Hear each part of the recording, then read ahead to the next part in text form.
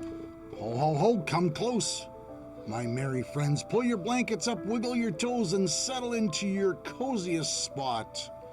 Because tonight Santa is packing his travel bag and heading somewhere truly wonderful. Not a toy shop, not a cookie factory. Oh no, if there happens to be a cookie factory nearby, Santa is always willing to investigate. Tonight we are traveling to Switzerland, where mountains touch the clouds, tiny villages glow like storybook lanterns, and the air feels so fresh it almost tickles your nose. This story is Santa discovers the magic of the Swiss Alps.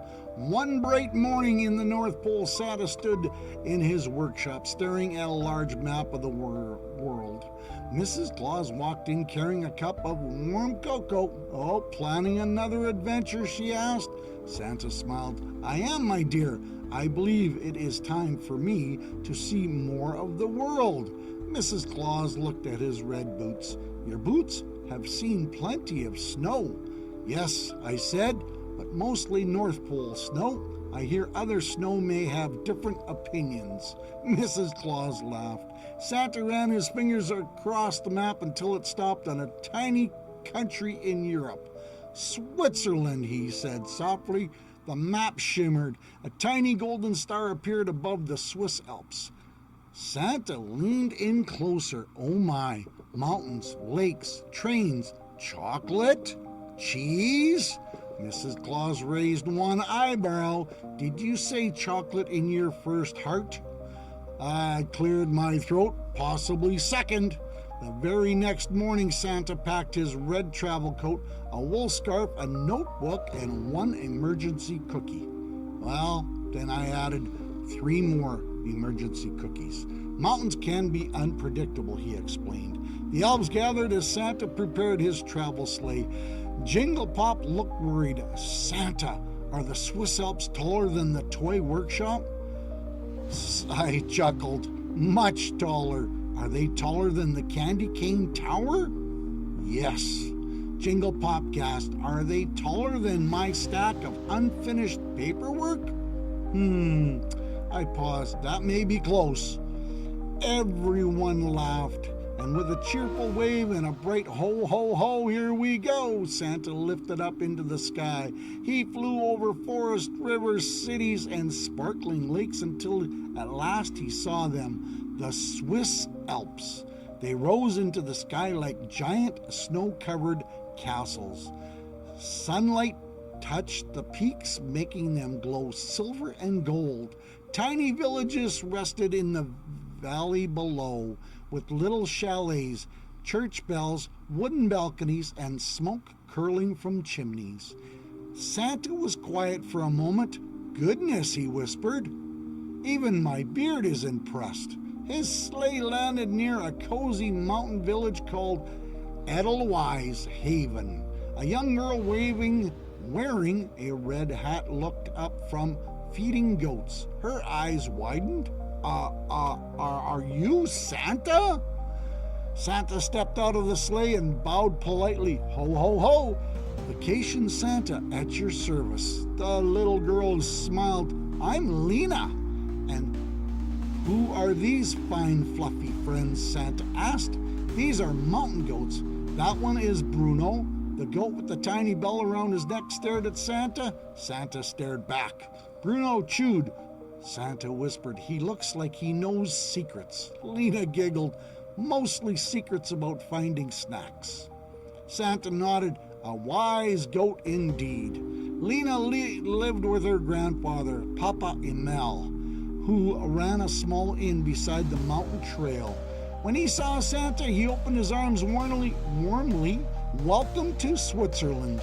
Santa stood, shook his hand. Thank you, my friend. Your mountains are magnificent. Papa Emil smiled. The Alps teach many lessons if you listen. Santa tapped his notebook. That is exactly why I came. That afternoon, Lena and Papa Emil took Santa through the village. Bells rang softly from the goats as they moved along the hillside.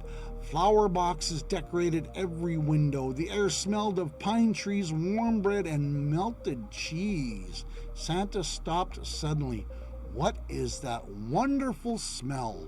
Lena smiled. Fondue. Santa placed a hand over his heart. I believe my stomach just stood up and applauded.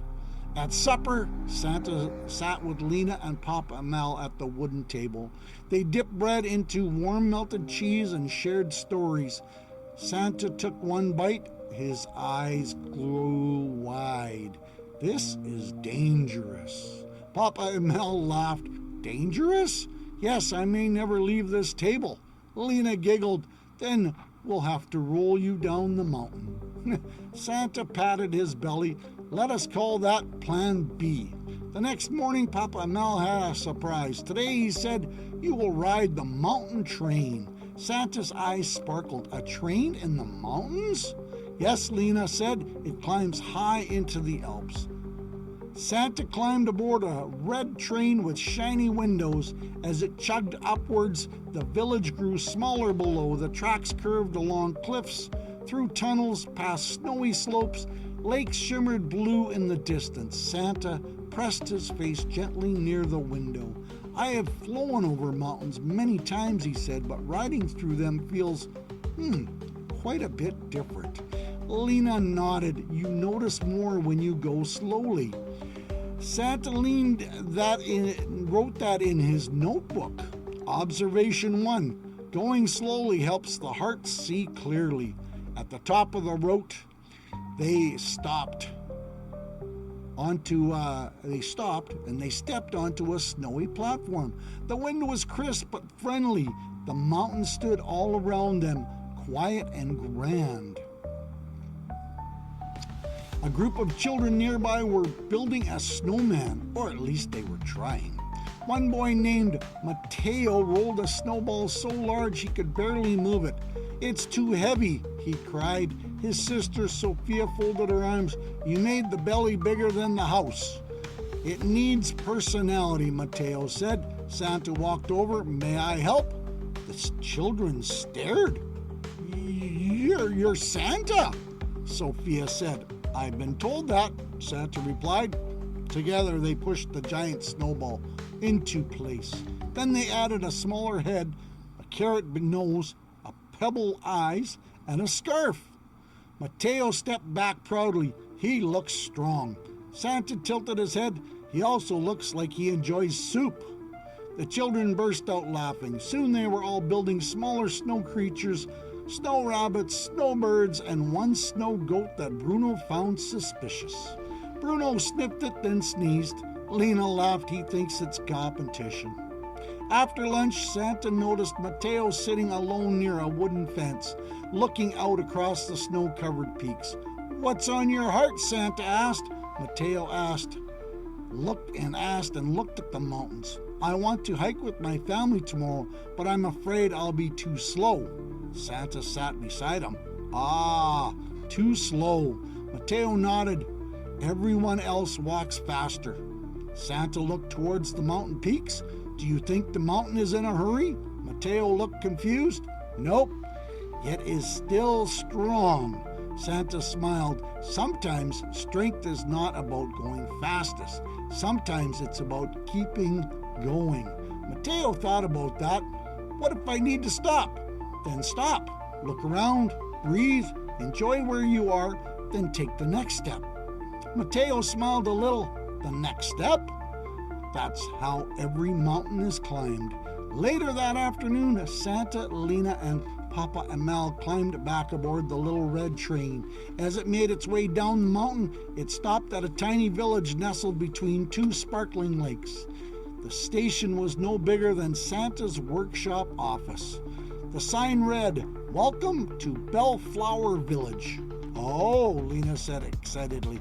Papa, may we stop for a little while? Papa and Mel smiled. I was hoping you would ask. Santa looked curious. Is there something special here? Lena grinned. There certainly is. The three of them wandered through the narrow cobblestone streets lined with colorful flower boxes overflowing with bright red geraniums. Tiny fountains trickled gently. Window shutters were painted cheerful blues and greens. Church bell chimed softly across the village. Everything seemed peaceful. Then, tick, tick, tick. Santa stopped walking. Do you hear that? Lena smiled. I was wondering when you would notice. The gentle ticking grew louder as they approached a cozy little shop. Above the door hung a wooden sign that read, Hans Clock Workshop. Santa slowly opened the door. Immediately he heard hundreds of clocks. Tick-tock, tick-tock. Large clocks, small clocks, taller grandfather clocks, tiny birdhouse clocks, round clocks, square clocks. One clock even had dancing mice instead of numbers. Santa chuckled. I think even time is smiling in here. An elderly gentleman wearing tiny round glasses looked up from his workbench. Welcome, my name is Hans. Santa shook his head warmly. Well, I'm Santa. Hans blinked once, then twice, then smiled. I thought you looked familiar. The workshop smelled of polished wood and pine. Tiny gears rusted neatly inside every little drawer possible. Half-finished clocks covered every shelf. One small wooden clock, cuckoo clock, suddenly popped out. Cuckoo, cuckoo. Santa jumped just enough to make Lena giggle. I believe he surprised me on purpose. Hans laughed. He enjoys doing that. Santa watched Hans carefully fit a tiny brass gear into a beautiful wooden clock. You have very steady hands. Hans smiled. They've had many years of practice. Santa noticed something unusual. Although every clock looked different, everyone kept perfect time. How do you do that? Santa asked. Hans gently placed one gear into position. One piece at a time. Santa nodded thoughtfully. That sounds familiar. Hans smiled. Big things are usually built from many little things. Lena whispered, Papa says that about life. Hans looked around his workshop. People often admired the finished clock, but they forget. He carefully held up a gear no bigger than a button. That even the smallest gear matters. Santa's eyes twinkled. What happens if you leave just one out? Hans smiled kindly. The whole clock stops working. Santa wrote quickly in his notebook. Observation 2. Small parts make great things possible. Just then the workshop door quietly opened. A young boy stepped inside carrying a tiny wooden clock. His shoulders drooped. Good afternoon, Mr. Hans. Hans smiled warmly. Hello, Lucas. How can I help? The little boy carefully placed the clock on the counter. I tried fixing it, but I think I made it worse. Hans examined the clock, then smiled. You actually done quite well. I have? You were brave enough to try. Santa knelt beside Lucas. May I watch? Lucas nodded. Hans slowly took the little clock apart. He laid each piece carefully on a soft cloth. Do you know what's missing? Lucas shook his head. Hans gently pointed. Only one tiny spring. Lucas looked surprised. That's all? That's all. Together, they searched the workbench, then the floor. Finally, Santa spotted something shiny beneath a chair. I believe I found our little runaway.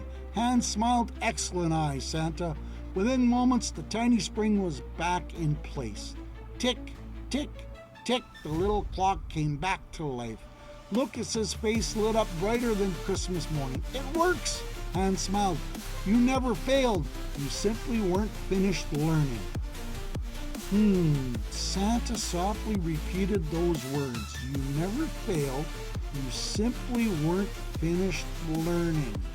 Lena smiled. I think that's my favorite lesson today.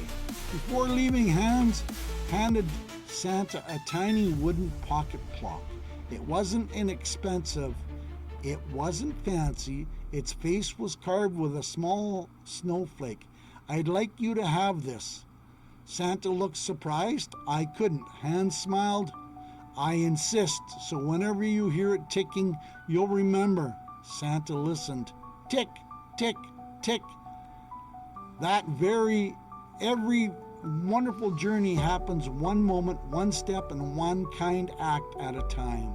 Santa carefully tucked the little clock into his pocket.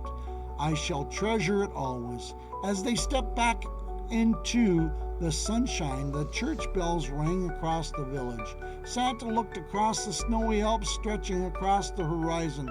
Switzerland wasn't only teaching him about beautiful mountains, it was teaching him that, just like a clock, every act of kindness, every encouraging word, every patient step, and every helping hand was one small piece of something much bigger. Together, those little mountains created a beautiful life. The next morning, Santa, Lena, Papa Emil, Matteo, Sophia, and their parents began a gentle mountain hike. The trail would wound through the pine trees and sparkling snow. The group walked carefully, stopping often to enjoy the view. At first, Matteo worried. He watched the others. He tried to hurry. Then his boot slipped slightly on a patch of soft snow. Nothing serious happened. He simply sat down with a surprise oomph. Santa helped him up. The mountain has invited you to pause. Matteo laughed. Very polite mountain. From then on, Matteo walked at his own pace. Then he felt tired. He'd stopped. When he felt ready, he continued. Along the way, he noticed things the others missed. Tiny bird tracks, icicles shining like glass, a heart-shaped stone peeking from the snow. Look, he called. Everyone gathered around. Sophia smiled. I would have walked right past that. Matteo held the stone carefully. I guess slow helped me see it. Santa winked. Exactly. Santa reached into his pocket and felt the tiny clock from hands. Tick, tick, tick, he smiled. One step, one moment, one kind act at a time. Matteo nodded, and one snow-covered boot at a time. Santa looked at Matteo's boot, which was now wearing a snow cap of snow. The boot looks quite proud of itself. Everyone laughed. At a small overlook, they reached the most beautiful view Santa had seen in a long time. The Alps stretched in every direction. Clouds drifted below the peaks. Far away, bells chimed from a village. Nobody spoke for a moment. Even Bruno the goat, who had followed them without permission, of course, stood quietly. Then Bruno tried to eat Santa's scarf. Bruno, Lena said, that is not lunch. Santa gently pulled his scarf back. I respect his confidence. Everyone laughed. That evening, back at the inn, the village held a small gathering for Santa. There was music, warm drinks, fresh bread, chocolate shaped like tiny mountains. Santa took one chocolate mountain and studied it. This is educational. Lena laughed. How? Well, I'm learning geography through dessert. Papa Emil shook his head, smiling. The villagers shared songs. Children told Santa that they loved about their home. One loved the lakes, one loved skiing, one loved the trains. Lucas showed everyone his working clock. It only needed one tiny spring, he said proudly. Matteo held up his heart-shaped stone. I learned that slow steps still count. Santa smiled proudly. They certainly do. Later that night, Santa stood outside beneath the stars. Snow sparkled on the rooftops. The mountain stood silent and peaceful. Papa Emil came to stand beside him. You have seen our Alps, he said. I have, Santa answered. They are beautiful.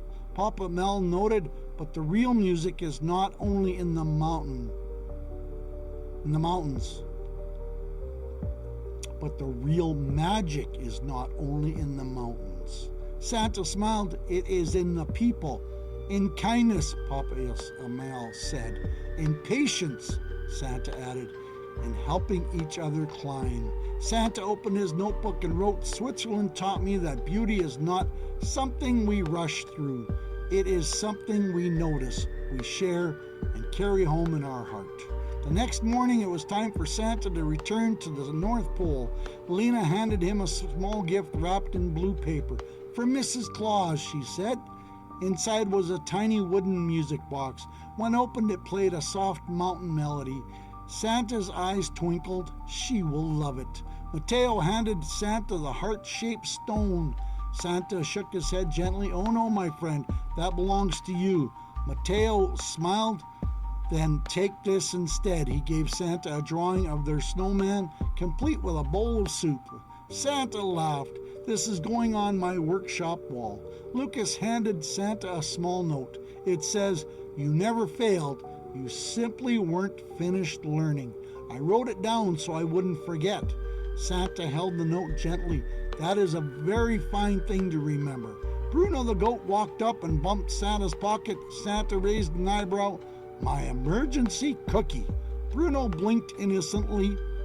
Santa sighed and handed him one. "You drive a hard bargain." Everyone laughed. Santa climbed into a sleigh and waved. "Ho, ho, ho, thank you, Switzerland." The sleigh rose above the village. Below, Lena, Papa Mel, Mateo, Sophia, Lucas, Hans, and Bruno waved until Santa became a red sparkle in the sky. When Santa returned to the North Pole, the elves gathered around. "How was Switzerland?" asked Jingle Pop. Santa smiled. "Magnificent." "Did you see mountains?" "Yes." "Did you ride trains?" "Yes." "Did you eat chocolate?" Santa paused for research. The elves nodded respectfully. Mrs. Claus opened the music box and listened to the gentle melody. "It's beautiful," she said. Santa pulled the tiny pocket clock from his coat and listened. Tick, tick, tick. So was the lesson. "What lesson?" asked Mrs. Claus. Santa smiled. "That we do not need to push and rush to prove we are doing well. Sometimes the slowest steps help us notice the greatest gifts." That night, Santa placed Mateo's drawing on the workshop wall. The elves loved the snowman with soup. Jingle Pop asked if snowman actually liked soup. Santa said, "Only imaginary soup." Jingle Pop nodded. "Good, less cleanup." Besides the drawing, Santa placed Lucas's note and a little wooden clock from Hans. Tick, tick, tick, and far away in Switzerland, Mateo kept the heart-shaped stone on his bedside table. Whenever he felt worried about falling behind, he held it and remembered Santa's words. The next steps count. The next step matters. The next step is enough. And high above Idlewild Haven, the Swiss Alps stood quietly beneath the stars, still teaching their gentle lesson to anyone willing to listen. Ho, ho, ho! The moral of the story is Santa's journey through the Swiss Alps teaches that life is not always about being the fastest, loudest, or the first to arrive. Sometimes the greatest courage is taking one careful step at a time. Trusting yourself and noticing the beauty along the way. Like a clock made from tiny gears, a beautiful life is built from small moments, kind words, patient steps, and helping hands and brave tries. When we slow down, help one another, and believe that every one small step matters, we discover that kindness, patience, and courage can turn even the tallest mountain into a path we can climb together. Woo! Wasn't that amazing, boys and girls, mums and dads? I hope you enjoyed that. Because Santa will read another story next time. So tell your friends, tell your family that you enjoyed a story from Santa Papa John. Ho, ho, ho! Santa loves you.